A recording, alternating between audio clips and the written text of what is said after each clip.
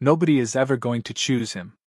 The words drifted across the ballroom wrapped in laughter, soft enough to sound harmless and loud enough to leave a scar. Noah Bennett heard every syllable. He stood behind a long dessert display at the Chicago Children's Foundation Gala, arranging miniature cheesecakes while wealthy donors moved beneath crystal chandeliers.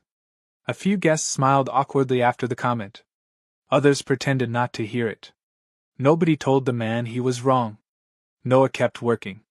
At 26, he had learned that reacting only made moments like these last longer.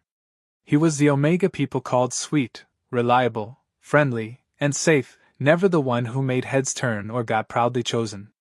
He smiled politely and adjusted another dessert tray, refusing to let strangers watch him break. Across the ballroom, Ethan Hayes stood near the stage reviewing documents with his assistant. At 32, Ethan was one of America's most influential chief executive officers, praised by magazines, feared by competitors, and quietly called intimidating by employees. Charity events drained him. His assistant handed him another folder. "Marcus Reed wants to speak with you before the speech." Ethan barely looked up. "Tomorrow. He said it is important." "Then it will still be important tomorrow." His assistant nodded, already familiar with that answer. Ethan's attention shifted when a loud crash echoed through the ballroom. Serving trays toppled near the dessert section. Plates shattered. Guests immediately stepped backward to protect expensive shoes and expensive reputations. An elderly server froze in panic. Noah moved before anyone else did. "Are you okay?" he asked, kneeling beside her. The woman looked close to tears. "I am so sorry. Nobody got hurt. That is what matters." Noah immediately organized nearby staff. He gathered towels, directed cleanup, and reassured the elderly server. Within minutes the crisis disappeared. Most guests returned to their conversations. Ethan continued watching. Something about Noah caught his attention. Not because he was trying to impress anyone. Quite the opposite. Noah never looked around to see who noticed. He simply helped. Because someone needed help. That kind of quiet kindness stayed with Ethan. Later that evening, Noah escaped onto a quiet terrace overlooking downtown Chicago. Cool spring air replaced the noise of the ballroom. Chicago glittered below. He allowed himself to breathe. "Long night?" a voice asked. Noah turned and nearly dropped his glass of water. Ethan Hayes stood a few feet away.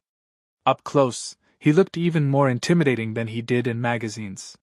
"Something like that," Noah answered. Ethan stepped beside him. "I saw what happened inside." Noah laughed softly. "The disaster with the trays?" "No. The way you treated people." Noah blinked. That was not the answer he expected. Most people noticed appearances. Ethan noticed character. "I just helped." Most people did not. For several minutes they talked. Nothing extraordinary. Work. Chicago. The event. Yet the conversation felt strangely easy. Noah found himself relaxing despite every reason not to. Ethan asked questions and actually listened to the answers. No fake compliments. No hidden agenda. Just attention. Eventually Ethan's assistant appeared through the terrace doors. "Sir, the board members are waiting." Ethan nodded. Before leaving, he turned back toward Noah. "What is your name?" "Noah Bennett." Ethan repeated it quietly. "Noah Bennett."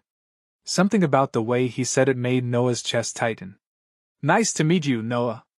After Ethan disappeared inside, Noah remained on the terrace longer than necessary. Not with pity. Not with judgment. Just genuine interest. 3 days later, Noah arrived at the marketing agency where he worked expecting an ordinary Monday. Instead, he walked into chaos. Employees crowded around conference rooms. Managers hurried through hallways. Excitement buzzed through the office. His supervisor practically ran toward him. "Where have you been?" she asked. "Working?" Noah replied. She shoved a printed email into his hands. "Read this." Noah scanned the message. His eyes stopped on a single line. Requesting Noah Bennett as lead creative consultant. His mouth went dry. The project came from Hayes Group, one of the largest corporations in the country. "This has to be a mistake," Noah said. It is not. His supervisor grinned. The request came directly from the top. Inside Hayes Group headquarters, Ethan stood on the executive floor. Floor-to-ceiling windows overlooked the city. His assistant entered carrying project documents. The agency accepted. Good. Several executives are questioning your decision. Ethan looked away from the skyline. Which decision? Requesting Noah Bennett. Ethan said nothing for a moment. Then he remembered a crowded ballroom. A broken stack of trays. An elderly employee on the verge of tears. And one person who stepped forward while everyone else stepped back. Most people notice talent after success, Ethan said. I prefer noticing it before. His assistant left. A few minutes later, Ethan entered a boardroom filled with executives. Among them sat Marcus Reed, ambitious, polished, and already annoyed. Marcus opened the meeting with a thin smile. I reviewed the consultant profiles. Ethan took his seat. And? Marcus folded his hands. I believe there are stronger candidates. Ethan glanced at the file in front of him. Based on what? Marcus hesitated. Presentation. Image. Public appeal. Ethan's expression remained unreadable. Interesting. Marcus relaxed slightly. You agree? No. Silence filled the room. Ethan closed the folder. I am interested in results, Marcus. Not appearances. The meeting moved forward, but Marcus's expression darkened. At his own office, Noah stared at the email for the 10th time. Excitement battled insecurity inside him. Opportunities like this did not happen to people like him. At least that was what he had always been told. Yet somewhere deep inside, beneath years of doubt and disappointment, a small voice whispered something dangerous. Maybe everyone had been wrong. Maybe the story of his life was about to change. And neither Noah nor Ethan had any idea how much that single decision would cost them before it finally brought them together. Noah spent most of Monday convincing himself the email had been sent to the wrong person. Maybe Hayes Group wanted another Noah Bennett. Maybe an assistant selected the wrong file. Maybe Ethan Hayes did not even remember him. By Tuesday morning he still felt the same knot in his stomach as he entered the towering glass headquarters of Hayes Group. The building looked exactly like the kind of place where people like Noah did not belong. Employees moved with purpose. Executives crossed polished hallways carrying tablets and coffee. Noah adjusted the sleeves of his navy blazer and reminded himself to breathe. He had earned his place here. A receptionist escorted him toward the executive conference floor. The moment the elevator doors opened, he found himself standing outside a massive boardroom. Several executives were already seated around a long table. Conversation slowed as he entered.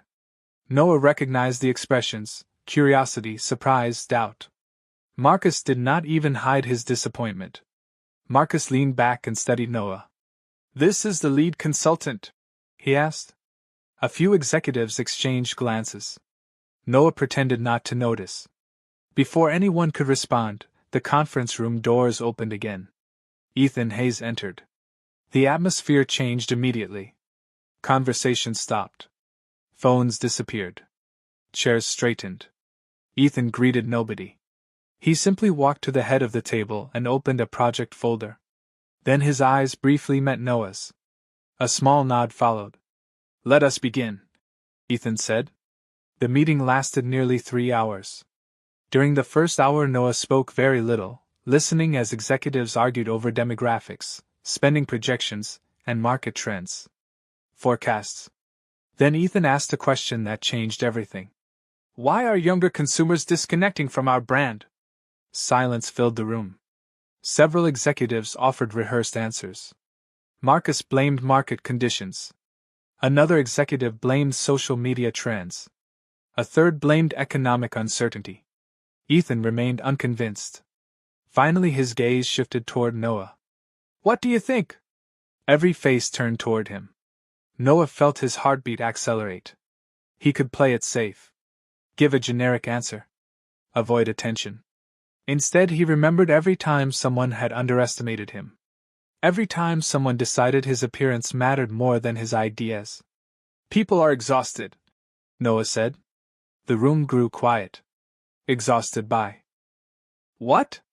Ethan asked. By being told they are not enough. Noah leaned forward slightly. Most advertising starts with the same message. You are not attractive enough. Not successful enough. Not confident enough. Then companies offer products as solutions. Nobody interrupted. Consumers are smarter now. They do not want perfection. They want honesty. They want brands that make them feel understood instead of judged. Marcus folded his arms. That sounds emotional.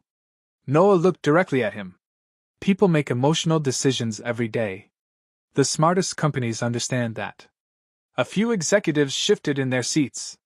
Ethan never looked away from Noah. Continue. Confidence slowly replaced nervousness. Noah explained his ideas. Real stories. Real people. Authentic campaigns. Human connection over manufactured perfection. By the time he finished, the room had become completely silent. Ethan closed his folder. That is our direction. Marcus frowned. Just like that? Ethan's gaze hardened slightly. Unless you have a stronger idea. Marcus said nothing. The decision was made.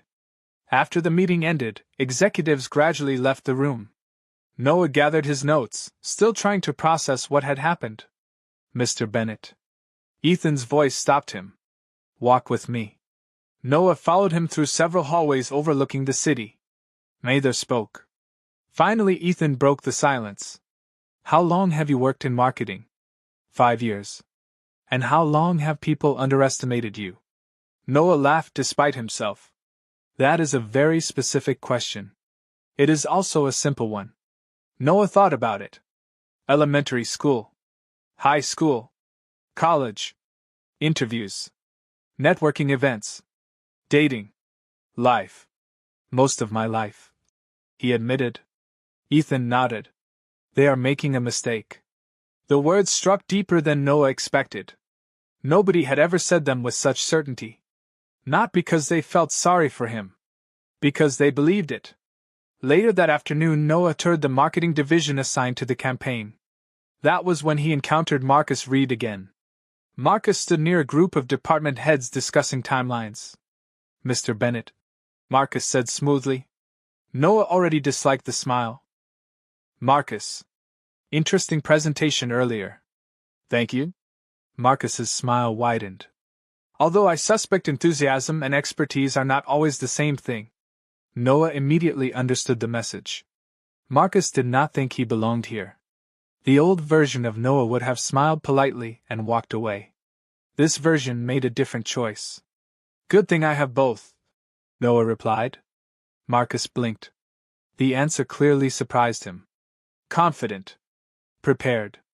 Noah smiled pleasantly. There is a difference. Marcus watched him walk away. Meetings turned into brainstorming sessions.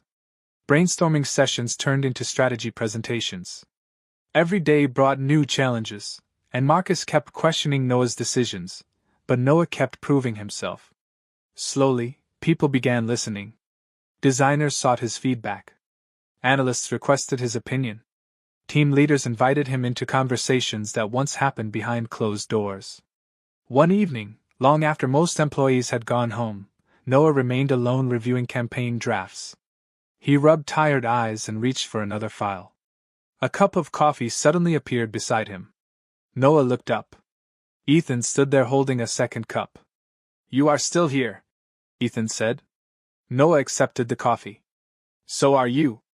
A rare smile appeared. Then Ethan sat across from him and reviewed the campaign concepts. They spent nearly an hour discussing ideas. Noah was starting to enjoy Ethan's company far more than he should. And somewhere across the building, Marcus Reed watched through a glass office wall, realizing the consultant he wanted gone was becoming more important to Ethan Hayes with every passing day. By the third week of the campaign, something unusual was happening inside Hayes Group. People were no longer calling Noah the consultant Ethan selected. They were calling him the reason the campaign was outperforming expectations. Tense meetings gained energy.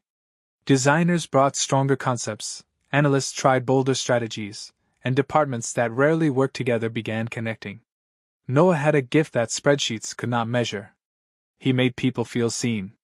That gift was quietly transforming the project. Not everyone appreciated it. Marcus Reed certainly did not. He sat inside his office overlooking downtown Chicago, reviewing engagement projections with growing frustration. Marcus had spent years climbing the corporate ladder. He understood power and influence. A knock interrupted his thoughts. "Come in." One of the department directors entered carrying a report. "The latest focus group results." Marcus opened the file. His expression darkened almost immediately. Consumer response scores were climbing faster than expected. Noah's recommendations were working. "Unbelievable," Marcus muttered. "Actually, the data is very believable," the director replied. Marcus closed the folder. "Thank you." The director left quickly, sensing the mood. Meanwhile, on the opposite side of the building, Noah stood before a conference room filled with executives. A presentation screen displayed the newest campaign concept. "People do not connect with perfection," Noah explained. "They connect with authenticity. They remember stories that feel real." Several executives nodded. Ethan sat near the end of the table listening carefully. After the presentation, a younger designer approached Noah. "Can I ask you something?" Noah smiled. "Of course. How do you stay confident when people underestimate you?" The question caught him off guard. "I do not always feel confident," he admitted. "I just stopped letting insecurity make decisions for me." The designer smiled thoughtfully before leaving. Ethan overheard the exchange. "I stopped letting insecurity make decisions for me." Ethan wondered what life might have looked like if he had learned that lesson years ago. The following Friday, Hayes Group hosted an internal networking event for department leaders. Noah almost skipped it. Corporate social gatherings rarely ended well for him, but he forced himself to attend. The rooftop venue overlooked Lake Michigan. Soft music played through hidden speakers while employees mingled beneath strings of warm lights. Noah stood near a drink station, debating how long he needed to stay before leaving politely. "You look trapped." Noah turned. Ethan stood beside him holding 2 glasses of sparkling water. "I am considering escape routes," Noah admitted. Ethan laughed. "Reasonable. Do you enjoy these events?" "Not even slightly." Noah smiled. "That is reassuring." The conversation flowed naturally. Because every day Ethan felt less like a powerful chief executive officer and more like a man Noah genuinely enjoyed being around. Ethan belonged to a world Noah had never imagined entering. Wealth. Influence. Prestige. Across the rooftop, Marcus watched them speaking. The sight irritated him more than he cared to admit. He crossed the venue and joined a group of executives nearby. "Interesting partnership," one executive commented. Marcus followed his gaze. "Temporary." "You think so?" Marcus smiled thinly. People like Noah Bennett always become attached to opportunities. The executive frowned slightly. Or maybe he is simply talented. Marcus changed the subject immediately. Later, Ethan and Noah drifted toward a quieter section of the rooftop. The city lights reflected across the water. For once, either discussed campaigns, deadlines, or presentations. Instead, they talked about life. Childhood memories. Favorite books. Regrets. Dreams. Noah learned Ethan had grown up beneath enormous expectations. Ethan learned Noah spent years believing he was never enough. The honesty surprised both of them. "Can I ask you something?" Ethan said. "Why marketing?" Noah watched the dark water shift below the lights. "Because stories change people." Ethan waited. Noah continued. "A good story can make somebody feel understood. It can make them feel less alone. That matters." Ethan studied him quietly. Most people spoke about success. Money. Status. Noah spoke about connection. No wonder people responded to him. A sudden burst of laughter interrupted the moment. Several employees nearby had gathered around a phone. One of them waved excitedly. "The preliminary campaign numbers are out." Within seconds, more people joined the group. Noah and Ethan walked over. The employee looked up, visibly excited. "You need to see this." He turned the screen around. Social engagement numbers were exploding. Consumer response ratings had nearly doubled projections. Industry blogs were already discussing the campaign. Positive comments flooded every platform. The room erupted with celebration. Employees hugged. Designers cheered. Team leaders exchanged congratulations. Noah stared at the numbers. Months earlier, he would have assumed success belonged to somebody else. Tonight, he saw proof of his own work. Ethan stepped beside him. Congratulations. Noah laughed softly. It is still early. Maybe. Ethan's expression remained calm. But you were right. Those 4 words meant more than Ethan realized. Because for most of Noah's life, nobody had ever said them. Yet across the rooftop, Marcus Reed watched everything unfold with growing resentment. And if Noah continued earning Ethan's trust, Marcus might become the one losing influence instead. Success changed the atmosphere inside Hayes Group. People walked through hallways with more energy. Department heads smiled more often. Executives who once doubted the campaign now eagerly claimed they had supported it from the beginning. The numbers continued climbing week after week. Industry publications praised the company's new direction. Consumers responded with enthusiasm. Investors noticed. Shareholders celebrated. Marcus Reed had spent years building influence inside Hayes Group. He knew how power worked. He knew how reputations were built. More importantly, he knew how they could be destroyed. Over the next several days, he quietly planted doubts. Do you think Noah is getting too much credit? He asked one executive during lunch. The entire team contributed. Later he told another manager. Ethan seems unusually invested in that consultant. Every remark sounded harmless by itself. One afternoon he sat with a focus group reviewing new concepts. Instead of watching the presentation, he studied the participants. Their reactions. Their expressions.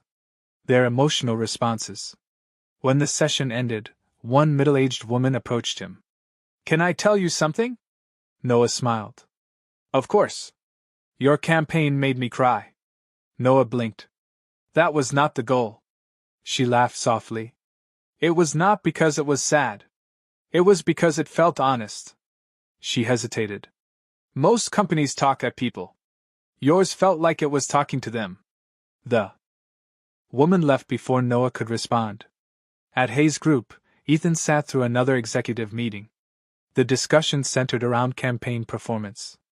Everyone wanted to celebrate. Everyone except Marcus. The numbers are impressive, Marcus admitted. But I think we should remain cautious. Ethan glanced up from the report. Why? Marcus folded his hands. Public enthusiasm can be temporary. Everything is temporary, Ethan replied. Several executives exchanged amused looks. Marcus continued anyway. I simply think we should avoid building our strategy around one individual. Ethan understood exactly who he meant. We are building strategy around results. Marcus forced a smile. Of course. The meeting ended shortly afterward. As executives filed out, Marcus remained behind. Ethan continued reviewing documents. You trust him?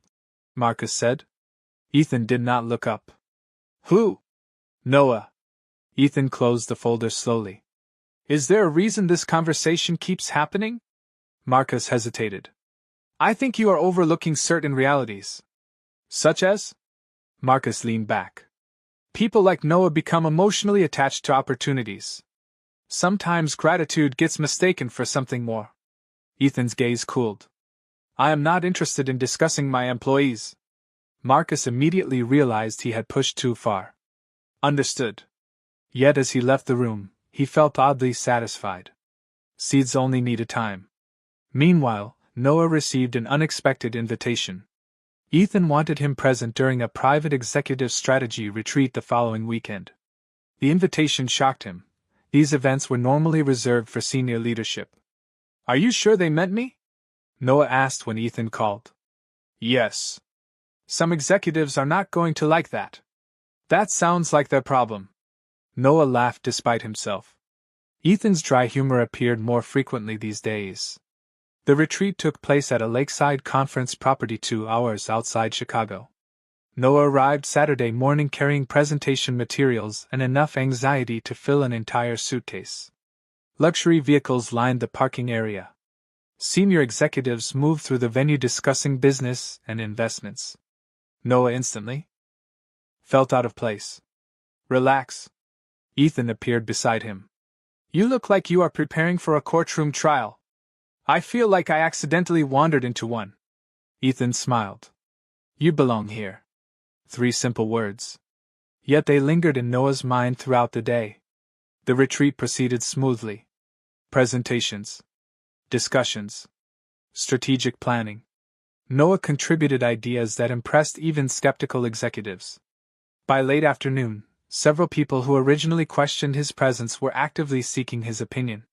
Marcus watched the transformation unfold with growing frustration. That evening, attendees gathered around an outdoor dining area overlooking the lake. After work concluded, conversations shifted toward families, hobbies, and travel. Noah found himself seated beside Ethan near the water. The sunset painted the lake in shades of gold and orange. For a moment, everything felt peaceful. Then Marcus arrived carrying a drink. Mind if I join you? Before either could answer, he pulled out a chair. Noah immediately sensed trouble. Marcus smiled pleasantly. You know, Noah, your story is inspiring. Noah frowned slightly. My story? Of course. Marcus glanced around the table. Small agency consultant gets noticed by one of the most powerful chief executive officers in America. Several people looked uncomfortable. Marcus continued anyway. That kind of opportunity does not happen often. Ethan's expression cooled. Get to the point. Marcus laughed softly. There is no point. I am simply admiring the situation. Noah understood exactly what Marcus was doing. So did everyone else. The implication hung in the air. Noah's success existed because Ethan felt sorry for him. Not because he earned it. The old version of Noah might have remained silent. This version made a different choice. You are right, Noah said calmly. Marcus looked surprised. I am? Opportunities like this do not happen often. Noah met his gaze directly. Which is why I worked hard enough to deserve it. The room held its breath. Several executives suddenly looked impressed. Marcus's smile faded slightly. For the rest of the evening, Marcus remained unusually quiet. Late that night, Noah walked alone along the lake. Footsteps approached behind him. Noah did not need to turn around. He already knew who it was.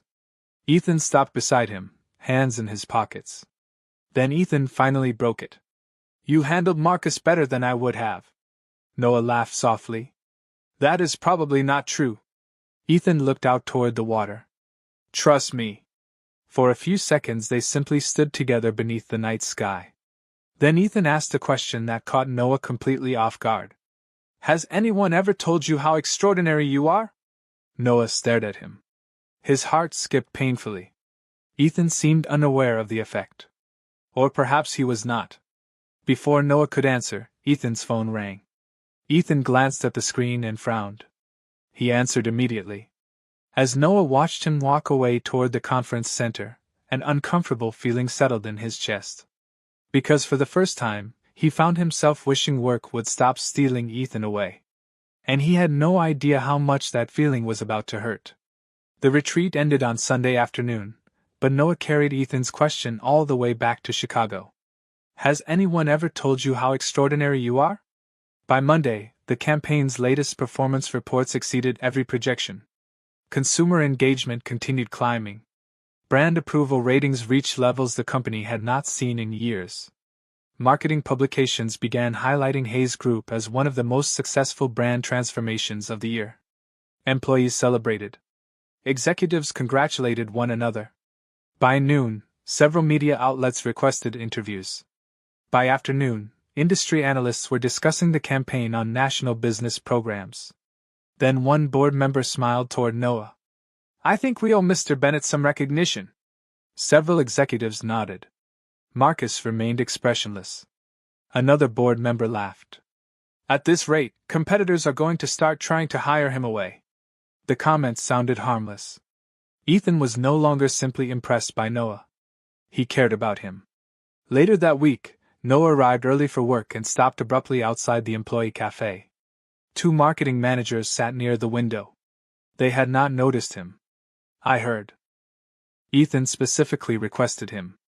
Everybody knows that. Still seems strange. Not really. Some people get lucky. Noah froze. The conversation continued. You think he would be here without Ethan? Probably not. The words stung more than they should have. He quietly turned away before either manager noticed him. Did he earn it? Or was everyone right? Around lunchtime, Ethan found Noah alone in a conference room reviewing data. You missed lunch. Noah looked up. I was busy. Ethan studied him carefully. Something felt off. You look tired. Noah forced a smile. Occupational hazard. Ethan did not look convinced. Still, he let the subject go. For now. 2 days later, Hayes Group organized a celebration for the campaign's newest milestone. Hundreds gathered inside a renovated riverside venue while screens displayed the campaign's achievements. Noah tried to enjoy the evening. He genuinely did. Yet something felt different. Ever since overhearing those comments, doubts had started creeping back into places he thought were healing. Near the center of the venue, Ethan stepped onto a stage. The crowd gradually quieted. A few months ago, Ethan began. Most experts believed this campaign would struggle. Laughter moved through the audience. Today it has become one of the most successful projects in company history. Applause erupted. Ethan waited for it to settle. That success belongs to every person in this room. More applause followed. Then Ethan continued. But exceptional leadership deserves recognition. Noah immediately felt nervous. Ethan's gaze moved through the crowd. Noah Bennett. Hundreds of faces turned toward him. Noah froze. Come up here. The applause intensified. Reluctantly, Noah walked toward the stage. His heart hammered against his ribs. Ethan handed him the microphone. Everything changed when Noah challenged us to stop selling perfection and start telling the truth. The room erupted again. Noah stood there, overwhelmed. For a brief moment he forgot every insult, every insecurity, every painful memory. Then he noticed Marcus standing near the back of the room. Marcus was smiling. The expression looked friendly. Yet something about it felt wrong. Later that evening, Noah slipped outside for fresh air. The river reflected city lights across dark water. He leaned against a railing and exhaled slowly. Hiding? Ethan asked. Recovering. Ethan joined him. Finally, Noah asked a question he had been carrying for days. Why did you choose me? Ethan looked surprised. You know why. Humor me. Ethan turned toward him. Because you were the most qualified person. Noah immediately looked away. That is not what everyone thinks. Ethan's gaze cooled. Who? Noah shook his head. It does not matter. But Ethan already understood. Someone had said something. Something that hurt. Noah. His voice became firmer. Look at me. Noah reluctantly met his gaze. You earned every opportunity you have received. Ethan did not hesitate. Did not soften the statement. Did not qualify it. You earned this project. You earned this success. You earned every bit of respect people are showing you. Noah wanted to believe him. The problem was that believing positive things about himself had always been harder than believing negative ones. Ethan seemed to recognize the struggle. Do you know what your biggest weakness is? Noah laughed. That is a dangerous question. You spend more time believing your critics than believing yourself. The accuracy hit like a punch. Before either could continue, a voice interrupted them. There you are. Marcus approached carrying a drink. His smile appeared relaxed. Friendly. False. Everyone is looking for you. Ethan's face closed off immediately. We will be inside shortly. Marcus nodded. Yet before leaving, he looked directly at Noah. Enjoy this moment. Noah frowned slightly. What does that mean? Marcus's smile widened. Success changes quickly. Then he walked away. Noah watched him disappear into the venue. An uneasy feeling settled in his chest. The storm arrived 3 days later. Not the kind that brought rain. Noah had stayed late reviewing campaign materials when he realized he left a notebook inside one of the executive conference rooms. Light spilled from beneath a partially closed office door. Voices drifted into the corridor. The campaign succeeded because of the team, Marcus said. Not because of one consultant. Another executive laughed. Tell that to Ethan. That is exactly the problem, Marcus replied. He has become too personally invested. Noah's stomach tightened. He should leave. Instead, he remained where he was. You really think Noah earned all this attention? Someone asked. Marcus answered immediately. No. I think Ethan feels responsible for him. A few people chuckled. The guy practically follows Ethan around. More laughter. Noah felt heat rise into his face. Then another executive spoke. Maybe Noah is just talented. Talented? Marcus scoffed. Please. There are dozens of consultants with similar qualifications. He is only sitting at these tables because Ethan feels sorry for him. The hallway suddenly felt smaller. Marcus continued. People like Noah become attached.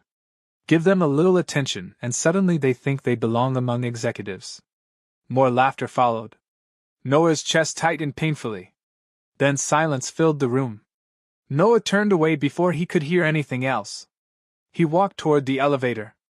The elevator doors closed. Noah stared at his reflection in the polished metal. Upstairs, the conversation continued. Marcus leaned back comfortably. You see my point. Ethan finally looked up from the report in front of him. Are you finished?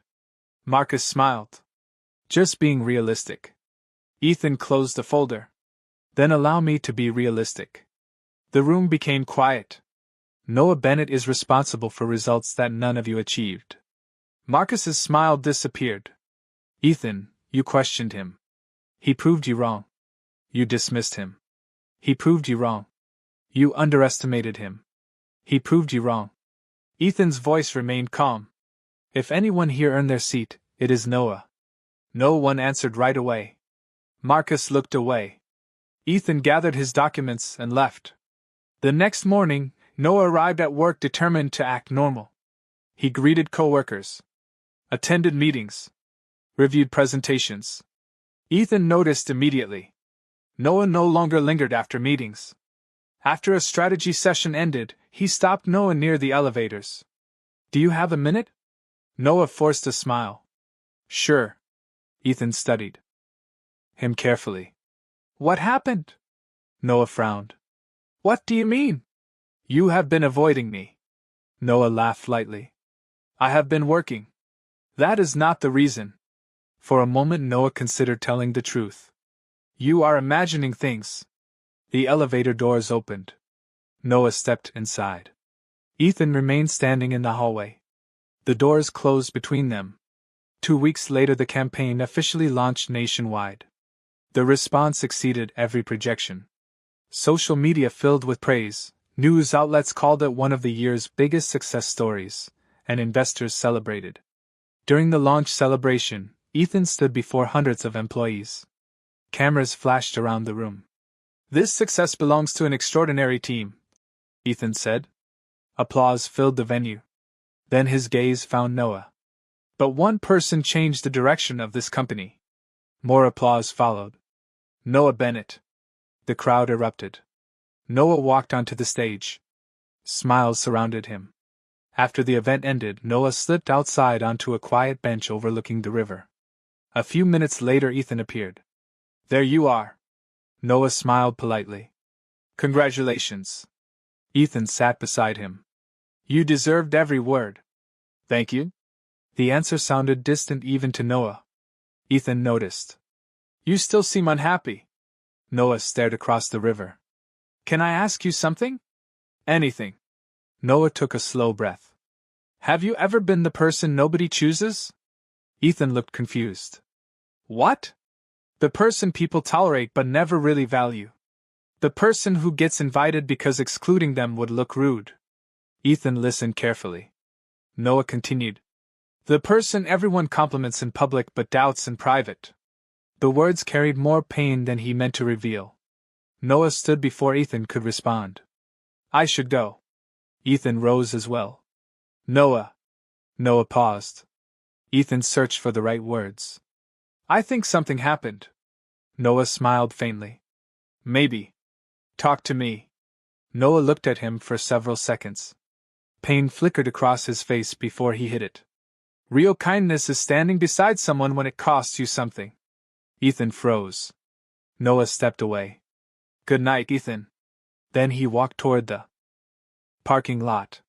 Ethan remained standing beside the river long after Noah disappeared. Later that night, Noah opened an email waiting in his inbox. The sender was New York Creative Partners, one of the most respected creative agencies in the country.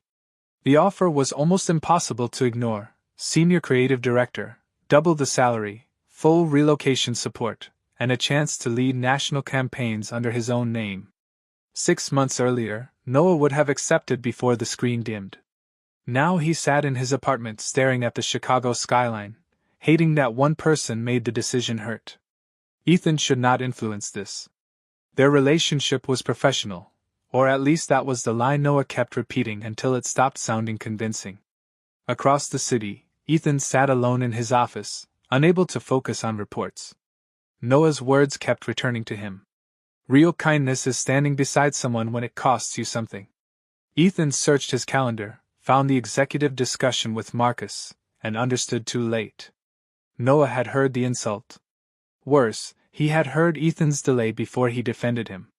The part Noah missed did not erase the part that wounded him. By morning, Ethan had stopped making excuses. The next morning he called an executive meeting. By 9 o'clock the conference room was full. Marcus sat near the center of the table, unaware of what was coming. Ethan entered carrying a folder. Before we begin, Ethan said, there is something we need to address. The room grew quiet. Ethan placed the folder on the table. A few weeks ago, comments were made about a member of this company. Marcus's expression shifted slightly. Ethan continued. Those comments questioned his qualifications, his value, and his place within this organization. Nobody spoke. Talent is not determined by appearance. Leadership is not determined by appearance. Worth is not determined by appearance. Ethan's voice remained calm. That made it more intimidating. Anyone in this room who still believes otherwise should reconsider whether they belong in leadership. Complete silence followed. Ethan's gaze moved directly toward him. Results matter. Noah Bennett delivered results. End of discussion. Nobody challenged him. Meanwhile, Noah spent the morning reviewing the New York offer. Creative freedom. Leadership responsibilities. National campaigns. Around noon his supervisor entered his office carrying coffee. You look serious. Noah laughed softly. That obvious? Terrifyingly obvious.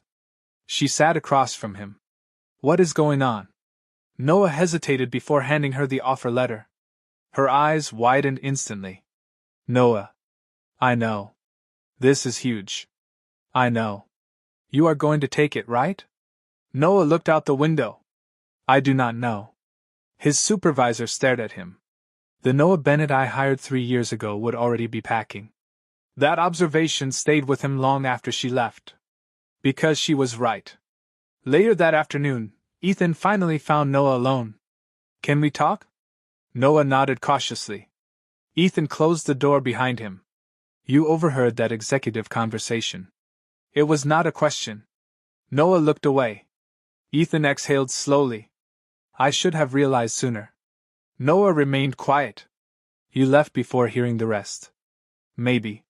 Noah. Ethan stepped closer. I defended you. Noah laughed softly.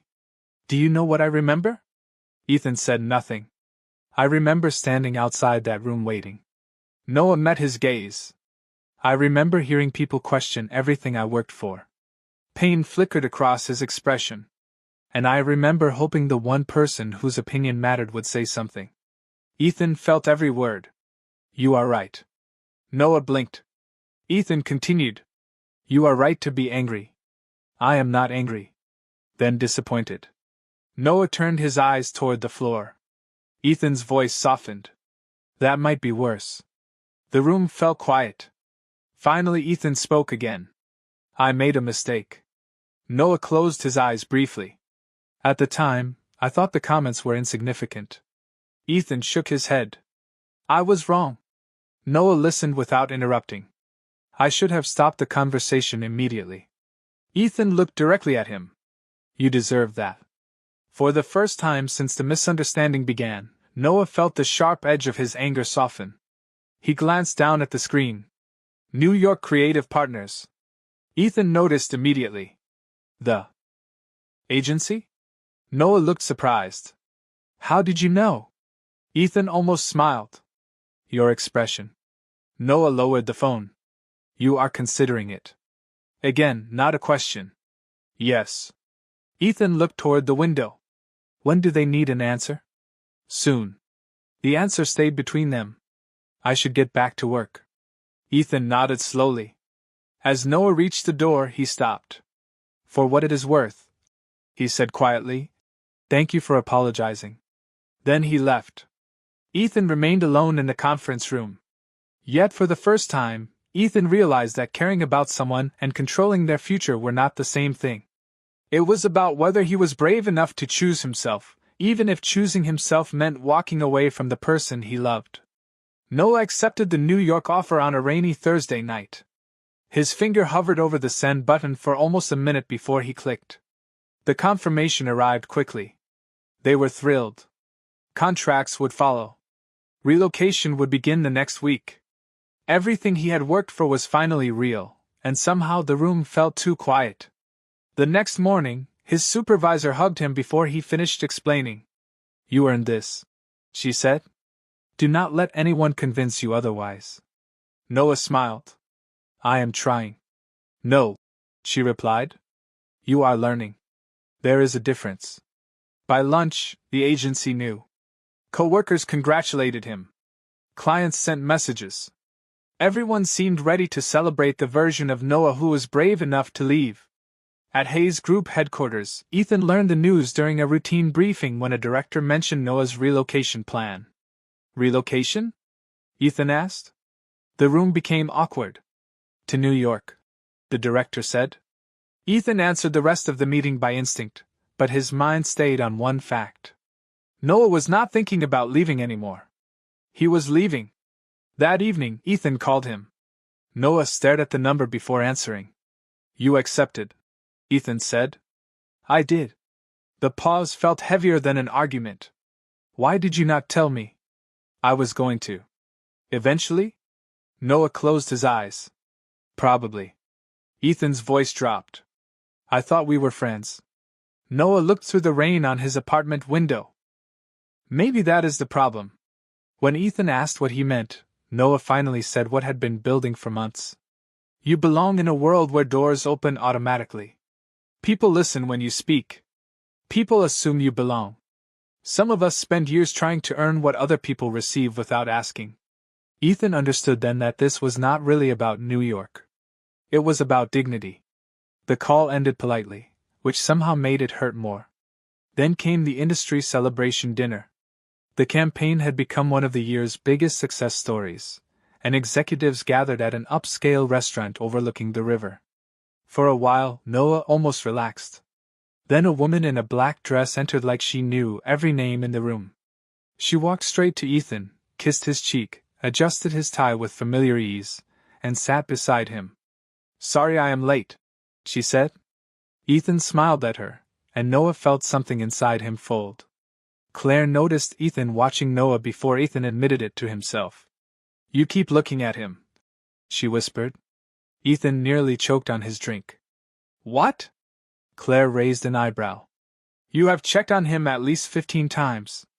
Across the table, Noah saw only what insecurity wanted him to see, a beautiful woman who belonged in Ethan's world. The next morning, he signed the final relocation paperwork. New York became official. Days later, at a major industry awards ceremony, a reporter approached Ethan during a live interview. People keep asking about your future, she said. Marriage, maybe? The camera shifted toward Claire, and the room laughed knowingly. Noah's stomach twisted. The reporter smiled. So is there someone special? Ethan's expression changed. His gaze moved across the ballroom and found Noah. There is someone I care about, he said. The room quieted. The problem is that I realized it too late. Noah slipped away before anyone could stop him. He needed air. He needed distance. Most of all, he needed time to think. The rooftop terrace was almost empty when he arrived. Cool autumn wind moved across the city. Chicago spread beneath the night sky, bright and unreachable. For 6 months, he had dreamed about leaving this city. Now, only weeks before his departure, everything felt uncertain again. The terrace door opened behind him. Noah did not turn around. He already knew who it was. Ethan stopped several feet away. For a few breaths, either man moved toward easy words. The silence felt different this time. Not awkward. Not painful. Just honest. Finally, Ethan broke it. I was hoping I would find you here. Noah laughed softly. You always do. A faint smile appeared on Ethan's face. Then it disappeared just as quickly. You heard what I said. Everybody heard what you said. Ethan stepped closer. Then you know I was not talking about Claire. Noah finally turned toward him. Your cousin? Ethan blinked. You thought Claire and I were dating? Noah immediately felt embarrassed. It seemed possible. Ethan stared for 2 seconds before laughing. Genuine laughter. The kind Noah rarely heard from him. Claire is going to enjoy hearing that. Noah shook his head. This is not helping. Ethan's smile faded. No. It is not. The city lights reflected in his eyes as he looked directly at Noah. The person I was talking about was you. Hearing the words spoken aloud felt completely different. More real. More dangerous. Noah looked away first. Ethan, I know. Ethan's voice softened. I know this is complicated. Complicated is one word for it. Probably not the best one. Despite everything, Noah smiled. Then the smile disappeared. Why now? Ethan did not pretend to misunderstand the question. Because I am running out of time. Noah's chest tightened. Ethan continued. For most of my life, I assumed there would always be another opportunity. Another conversation. Another meeting. Another chance to fix things later. He shook his head. Then you accepted a job in New York. Noah listened quietly. And suddenly later did not feel guaranteed anymore. The honesty in Ethan's voice made looking away impossible. In that moment, Ethan seemed completely vulnerable. No corporate mask. No carefully controlled expression. Just a man afraid of losing something important. I care about you, Ethan admitted. More than I should have allowed myself to. Noah closed his eyes briefly. Part of him wanted those words to solve everything. Unfortunately, life was rarely that simple. I care about you too, he admitted. Ethan's expression changed immediately. Hope appeared so quickly that it almost hurt to see. But? Ethan asked. You know me too well.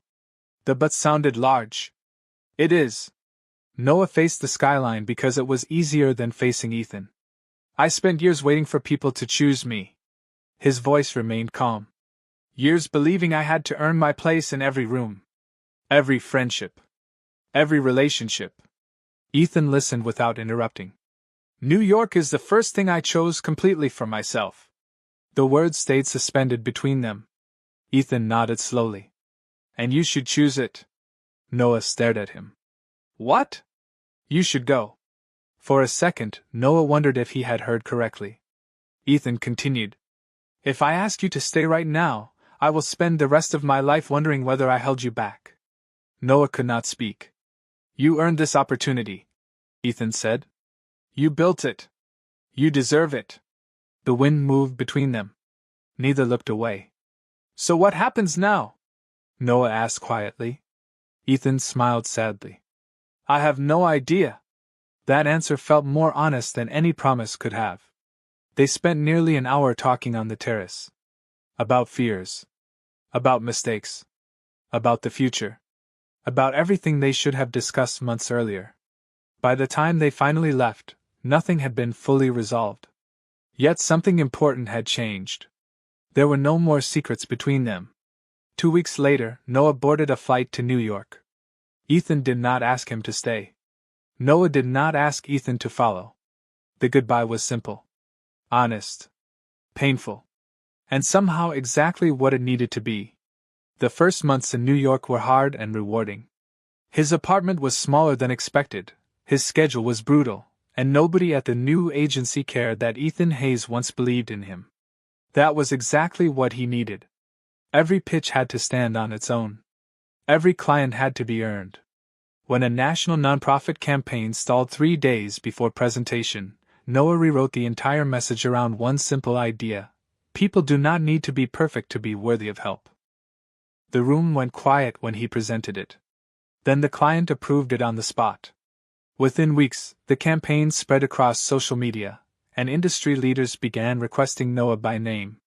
Little by little, he stopped seeing himself through the eyes of people who underestimated him. He started seeing himself clearly. Back in Chicago, Ethan changed in quieter but real ways. He delegated more, left the office before midnight, and stopped treating love like something that could wait until every crisis was solved. Marcus tried to recover his influence by questioning another team's work in a leadership review. This time, nobody followed him. One director calmly said, "We are done mistaking arrogance for standards." Marcus resigned 2 weeks later for a smaller firm, and the office did not miss the fear he used to create. Claire never stopped teasing Ethan, but she also noticed the difference. Noah and Ethan did not rush back into anything. Messages became calls. Calls became visits. Visits became trust. Neither forced a promise before they were ready. 6 months later, another major industry awards ceremony brought them together again. This time, Noah stood on stage accepting one of the highest honors of his career. Hundreds of professionals rose to their feet in applause. Cameras flashed throughout the ballroom. Noah smiled as he accepted the award. Not because of the recognition. Because he finally understood something. His value had never depended on approval. Not from strangers. Not from critics. Not even from people he loved. Later that evening, he stepped outside onto a familiar terrace. Chicago shimmered below, familiar and changed at the same time. A few moments later, Ethan joined him. "Congratulations," Ethan said. Noah smiled. "Thank you." Ethan looked at him carefully. "You know, I have been thinking about something." "That sounds dangerous." "Usually." Ethan laughed softly. "Do you remember the gala?" Noah immediately knew which one. "The dessert table?" Ethan nodded. "The man who said nobody would ever choose you." Noah smiled. "I remember." Ethan stepped closer. "He was wrong." Noah let his gaze move across the city. "No." Ethan frowned. "No?" Noah shook his head gently. "That is not the lesson." "Then what is?" Noah turned toward him. Confidence replaced the insecurity that once defined him. "The lesson is that my value never depended on being chosen in the first place." For a moment, Ethan simply stared at him. Then he smiled. Not because Noah belonged to him. Not because he had won. But because Noah had finally become the person he was always meant to be. Noah reached for his hand. Ethan took it immediately. Together they stood above the city where their story began. No longer a powerful chief executive officer and an insecure Omega. No longer a rescuer and someone waiting to be saved. Just two people who had learned how to choose each other without losing themselves. And this time, that choice was enough.